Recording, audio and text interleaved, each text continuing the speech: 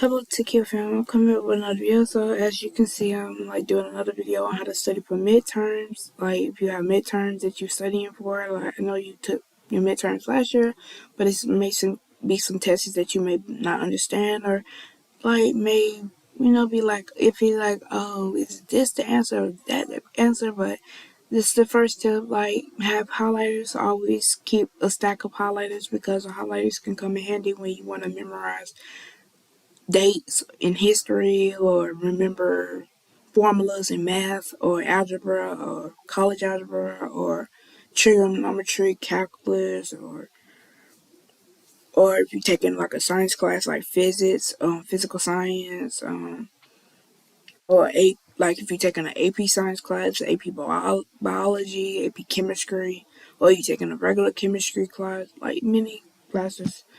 And if you're taking world history, AP world history, or US history and AP US history, like mostly there's always have highlighters so you can memorize dates. The second tip is to always have index cards on your hand because the index cards can also help you to go through, like if you before class, like 5 to 10 minutes before class, you can go over your index card and say, hey, this is what I have to study for. If you didn't study the night before, you can study it in class. And then when it get time to take the test, you can memorize, like, hey, this date, like Abraham Lincoln died this day, or Abraham Lincoln was the president this day, or something like that. The third tip is to take notes in class because mostly when you take notes in class, it can help you be like more organized when you take the test. But I know some teachers may not let you use notes, but if it's an open book notes, you can always use your notes to take the test, and you won't get in trouble if they tell you to.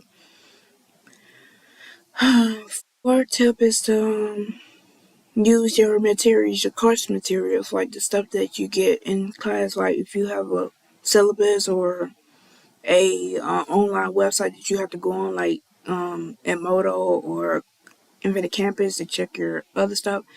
But just keep it organized all in the folder or expandable file folder or a binder. Keep it in there. If you have a binder, you can keep like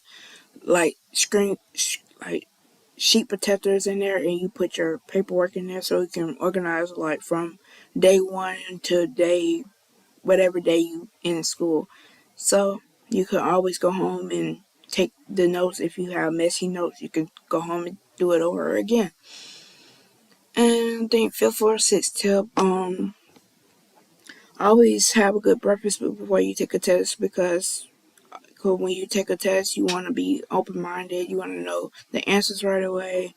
You're going to want to know what you're doing on the test, so you have to always have a good breakfast before you go to school. If you don't eat breakfast at home, eat breakfast at school. If you don't eat breakfast at school, eat it at home. And most likely, yeah, so if you're not subscribed, please subscribe to the Latest Fam, and we're going to hit this latest bangers for the rest of 2023.